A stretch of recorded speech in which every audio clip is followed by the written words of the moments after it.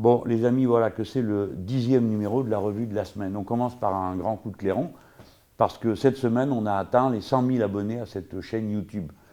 Et bon, c'est un peu un sujet de plaisanterie entre nous, vous qui me regardez et moi qui parle, parce que bon, on a fait les uns les autres ce qu'il fallait pour ça. À chaque fois, on dit appuyez, mettez les pouces bleus, continuez, hein. Abonnez-vous, on va essayer de contourner le système médiatique officiel en créant un autre, quelque chose du jamais vu dans ce pays. Et on y est arrivé, parce que quand on arrive à 100 000 abonnés, on est au plancher des émissions en info continue. Donc c'est pas rien comme niveau. Donc on est en train de réussir à contourner le système officiel. Je dis ça sans agressivité à son égard, mais la preuve est faite que c'est possible.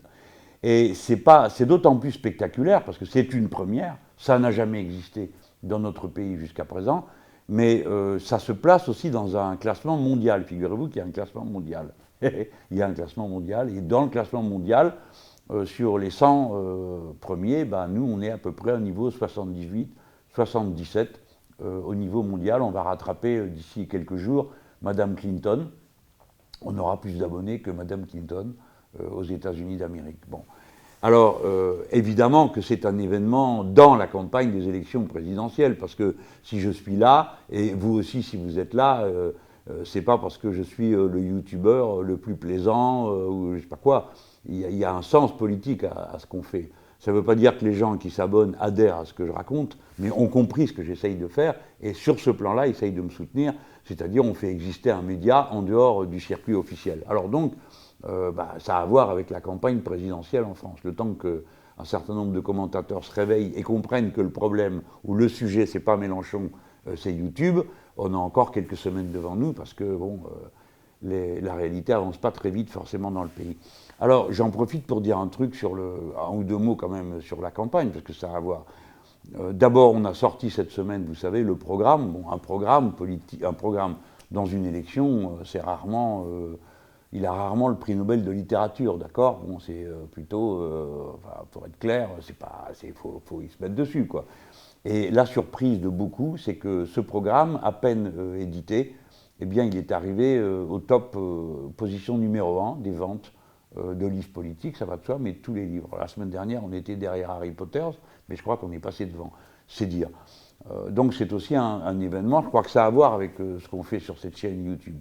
Et puis un dernier élément, après ça je passe à autre chose, parce que je ne veux pas parler de moi comme ça pendant toute l'émission, c'est le rendez-vous que j'ai donné à tout le monde pour le 18 mars. Le 18 mars, on a dit rendez-vous à la Bastille. Alors, on croirait qu'aussitôt, les mauvaises fées se sont penchées sur notre berceau. Alors donc, le 18 mars prochain, vous avez le temps de vous préparer, on se retrouve à Paris, à la Bastille. Mais alors déjà, ils vont installer un échafaudage pour réparer le pied de la colonne qui se trouve là. Bon, d'accord, on espère que tout ça sera fini avant le 18 mars, sinon je vous en reparlerai. Mais alors le plus drôle de l'histoire, c'est que la SNCF change un aiguillage. Hein, attention, hein, pas la semaine d'après ni la semaine d'avant.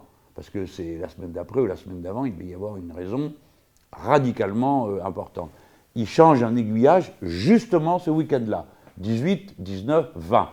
Alors ça va bloquer la gare de Lyon et la gare de Bercy.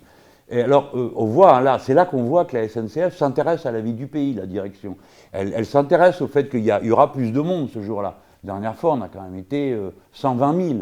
Et ce n'étaient pas des Parisiens qui étaient là, c'était des gens qui arrivaient en train. Déjà, c'était des rats en 2012 parce qu'ils avaient refusé de négocier avec moi quelques tarifs collectifs que ce soit, hein, pour qu'on soit bien pris à la gorge, parce que la direction de la SNCF, hein, c'est un poste qui est nommé par l'État. Donc ça vous fait un larbin de plus dans le système étatique de ce pays. Et évidemment, alors il y a deux gardes bloqués le jour où on appelle à un rassemblement national.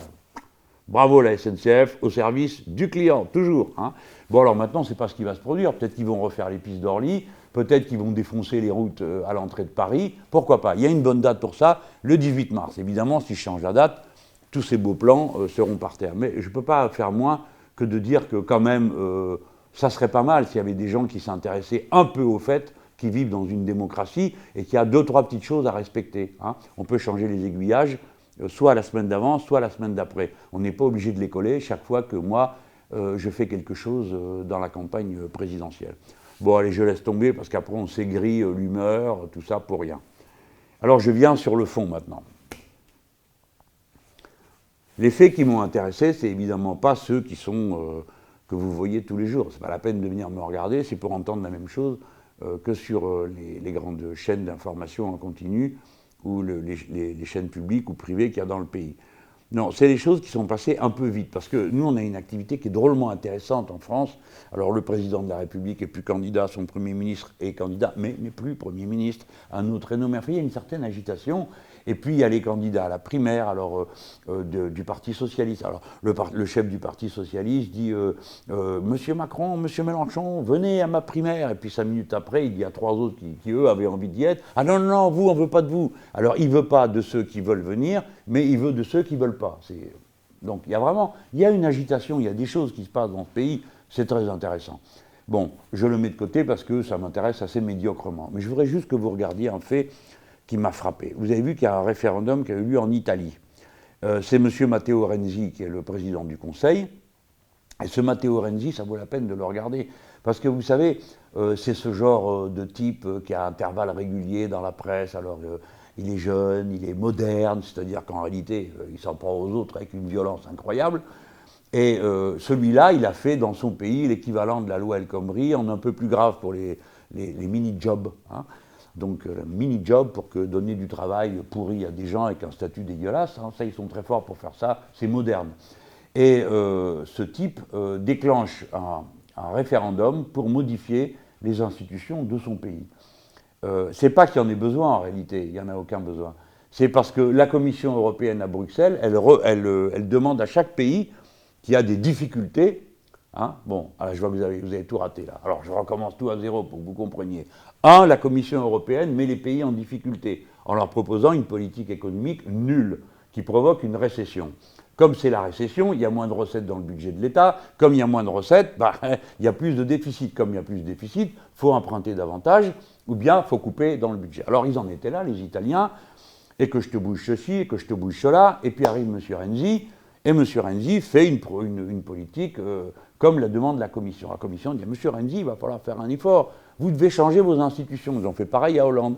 Alors ce pauvre Hollande, il a aussi changé l'organisation administrative du territoire, il a réduit le nombre de régions, supprimé les départements, puis il les a rétablis, puis il les a resupprimés, puis il les a rétablis à moitié, et puis les communes, il les a mis ensemble, il les a mis séparés, il les a remis en tas, bref, il gesticule à mesure que la Commission européenne leur demande de changer ci, leur demande de changer, c'est une pure dictature. Donc l'autre, le Renzi, le voilà qui arrive, il propose cette réforme, et on dit, ça n'a rien à voir avec l'Europe. Vous racontez ce que vous voulez, mais les gens ont compris que c'était directement quelque chose que l'Europe leur avait demandé de faire. Parce que vous, les Français, vous n'êtes pas au courant, mais l'Europe, elle fait aussi des coups d'État. Par exemple, une année, le président du Conseil en Grèce s'appelait Papandréou, il n'en pouvait plus, le pauvre homme, et à la fin, comme il n'en pouvait plus, il dit, on va faire un référendum. Pof, débarqué en 48 heures. Il s'est passé la même chose en Italie. Bon, c'était un personnage un peu haut en couleur, moi, que j'approuve pas. C'était M. Silvio Berlusconi. Lui aussi, il s'est dit, on va pas faire ci, on va pas faire là. Débarqué en 48 heures. Ça, c'est pas démocratique du tout, ça se passe comme ça. Ça se passe comme ça.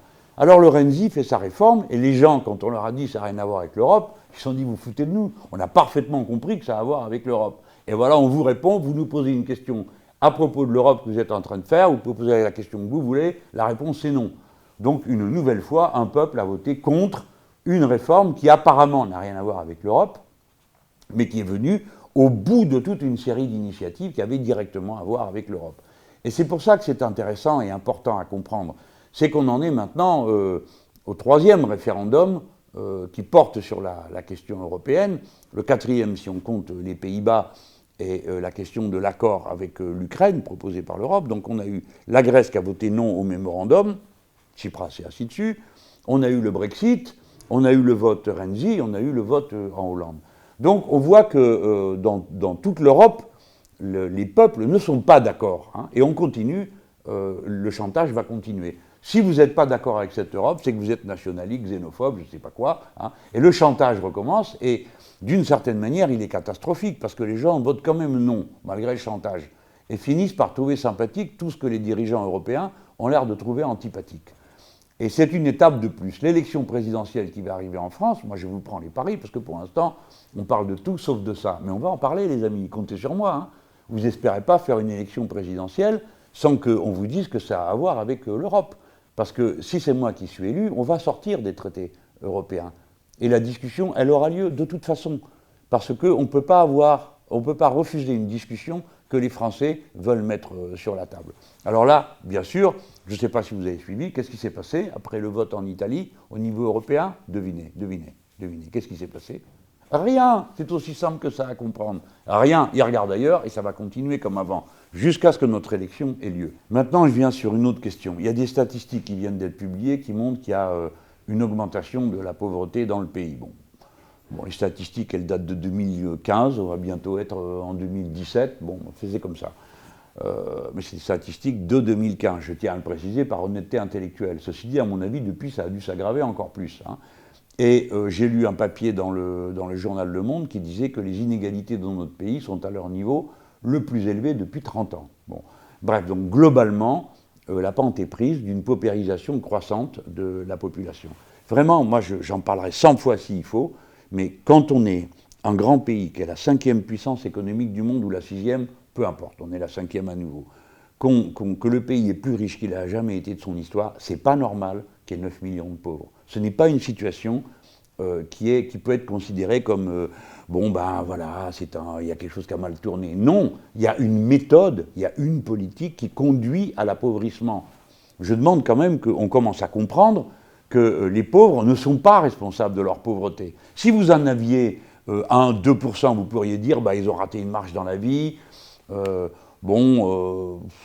c'est dommage, c'est la faute à pas de chance. Bon, comme autrefois, il y avait, vous savez, ça faisait partie du folklore. Il y avait des cartes postales où on voyait les clochards de Paris. Oui, il y a des cartes postales où il y a les clochards de Paris, parce que c'était vraiment une population très particulière. Là, il s'agit en effet de masse. 9 millions de personnes.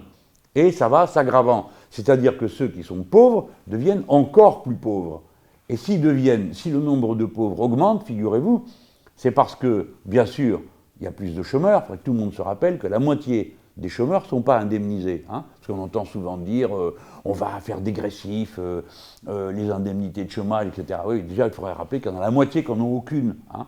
Donc, arrêtez de dire que les gens sont au chômage parce qu'ils préfèrent rien faire plutôt que de travailler. Mais surtout, on voit que ces chômeurs sont eux-mêmes de plus en plus pauvres. Et puis, vous avez des gens qui travaillent et qui sont devenus pauvres. Hein. Je peux vous faire un tour dans Paris, vous allez en voir le soir, des gens qui dorment dans leur voiture. Pourquoi vous croyez qu'ils dorment dans leur voiture? Parce qu'ils ne peuvent pas dormir ailleurs. Ou des fois, où ils n'ont pas d'appartement, où ils ne peuvent pas rentrer chez eux parce que c'est très loin, vu que la population, on la parque très loin, c'est là qu'elle peut avoir un logement et qu'elle travaille dans les métropoles. Donc les gens, moi je demande que tout le monde se rende compte que la pauvreté, c'est un problème de masse et qu'il faut des réponses, qui soient des réponses sérieuses, et donc regardez ce que raconte tout le monde pour voir seulement s'ils prononcent le mot pauvre, pour voir si seulement ça les intéresse. Hein. Bon, alors on a fait une émission dans Pas vu à la télé, qu'on est en train de monter en ce moment et qui va passer, où je fais l'émission avec le président le délégué général, de la Fondation Abbé Pierre, parce que j'avais été à une assemblée générale qu'ils ont fait en janvier dernier, et ils avaient passé des films, je vous jure que vous ressortez de là, vous êtes cassés. Hein.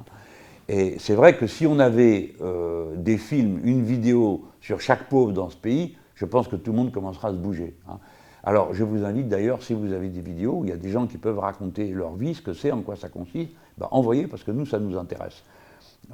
Là, il y avait une histoire terrible d'une femme avec ses 3 enfants dans un taudis complètement glacial.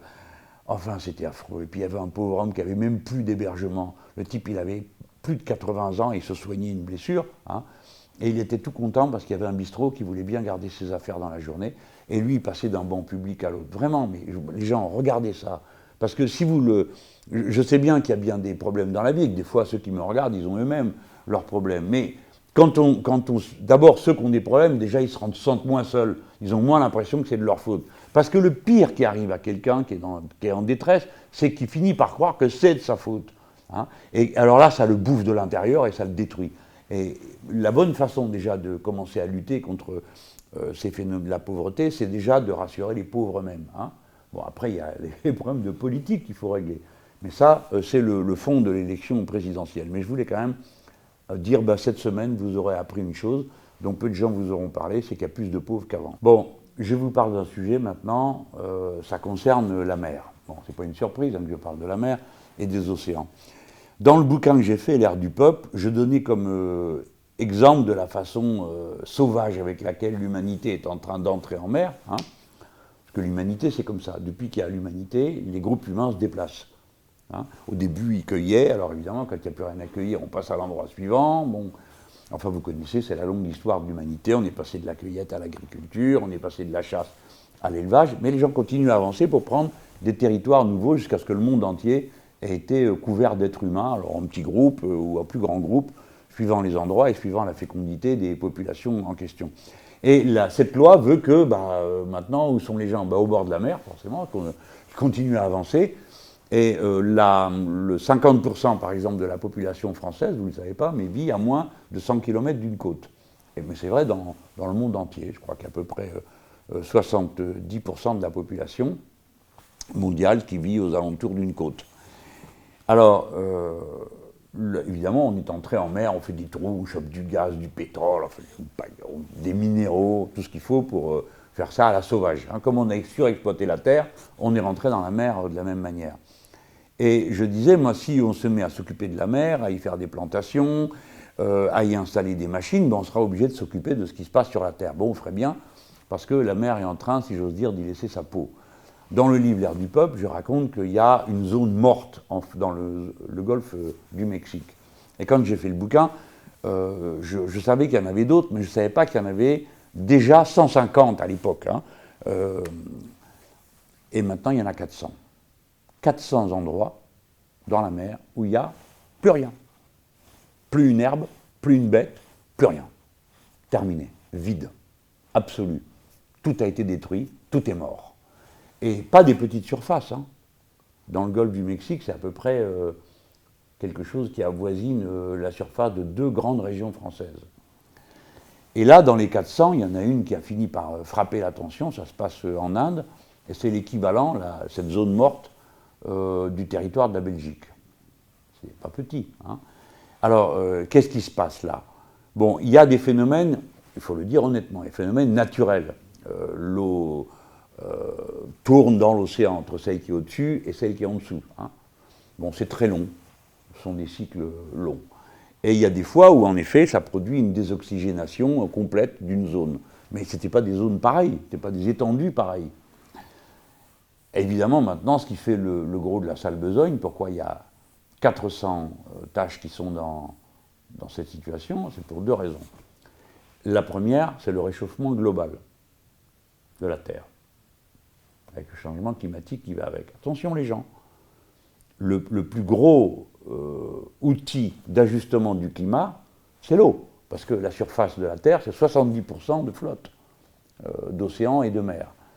Donc le réchauffement est en train de produire le réchauffement de cette masse d'eau qu'il y a sur la Terre.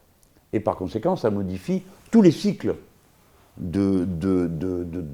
avec lesquels la flotte tourne du haut vers le bas, de ce qui est plus salé vers ce qui est moins salé, etc., etc. Et donc il y a déjà l'aggravation des causes naturelles. Ce qui avant concernait qu'un petit bout, maintenant va concerner des zones beaucoup plus étendues, à mesure que, globalement, les mers et les océans se réchauffent. Et puis, il y a l'attitude à terre. L'attitude à terre, c'est 2 choses. Tous les déchets, direction la flotte. Dans des tas d'endroits du monde, il n'y a aucune station d'épuration, on n'épure rien du tout. On jette tout à la mer. Tout. C'est-à-dire aussi bien les débris domestiques, les eaux sales domestiques, que celles des grandes usines. Et puis en plus, l'agriculture répand des quantités gigantesques de pesticides et de toutes sortes d'intrants chimiques. Il n'y a pas besoin d'être un aigle pour comprendre que la pluie vient là-dessus, tout ça dévale les terres et finit dans la mer. Voilà. Alors, l'extension de ces zones, c'est un problème gigantesque. Et nous, on peut le prendre à bras-le-corps. Là où on est, bien sûr que dans le cadre des négociations internationales, il va falloir que quelqu'un tape du poing sur la table, parce que ce n'est pas chacun dégueulasse son bout de mer et ne s'occupe pas du suivant, parce que nous sommes tous solidaires dans cette histoire. Ce qui se produit à un endroit du monde impacte le reste du monde. Alors commençons par prendre d'abord nos responsabilités. Nous, sur nos côtes, prenons l'engagement que plus aucune eau usée n'ira à la mer sur un quelconque bout du territoire de la République française. Pas si dur que ça, on a ce qu'il faut pour le faire. Ça sera la première idée. La deuxième, c'est que, par exemple, en Méditerranée, il n'y a pas de raison qu'on transforme la Méditerranée en un cloaque. C'est pourtant ce qui va se passer. C'est ce qui va se passer si on ne fait rien. Écoutez, il n'y a pas d'histoire. Vous faites rien, vous connaissez la cause, vous connaissez le résultat. Donc la mer Méditerranée va se transformer en un égout si on ne prend pas les dispositions pour ça. Donc il nous faut un plan d'ensemble sur tout le tour de la Méditerranée, parce que tout le monde n'a pas les mêmes moyens financiers autour de la Méditerranée, hein, pour récupérer partout les eaux qui dégoulinent dans cette mer et faire en sorte qu'elles soient sauvées. Alors ça, vous savez, les gens, c'est une bonne action, plus. Parce que, ça fait du capital investi dans des choses qui servent à quelque chose et pas la finance. Deuxièmement, c'est beaucoup de travail humain. Faut le faire. Il faut poser ces kilomètres de tubes de tous les côtés pour collecter, pour nettoyer et ainsi de suite. Donc on voit qu'on aurait là une activité qui peut être utile à toute l'économie du bassin méditerranéen. Et c'est très important qu'il y ait de l'emploi dans le bassin méditerranéen et qu'on y fasse des choses propres, parce que tout le monde y trouvera son compte au bout du compte. En attendant, au moins retenez ça. Le nombre des zones mortes, absolument mortes, dans les mers et les océans, s'accroît. Ce n'est pas mon rôle de tout peindre en noir, de faire peur, je n'aime pas faire ça. Mais je veux qu'on sache, on est en train de détruire la planète. Ce n'est pas un truc abstrait, idéologique ou je ne sais pas quoi, c'est en train de se passer. Hein. Alors ça vaut la peine de réagir, et surtout quand on est un grand pays riche, organisé avec des gens capables de faire les choses. Donc prenez au sérieux tout ce qui arrive devant nous, notamment la prochaine élection. Je ne vous dis pas, réfléchissez, regardez, demandez-vous ce que chacun peut proposer et faire dans cette circonstance, parce qu'il faut absolument faire quelque chose. Il faut réagir. L'écosystème dans lequel nous vivons est en danger, et nous avec. Hein. Vous savez, la planète s'en fout de vous, s'en fout de moi. Hein.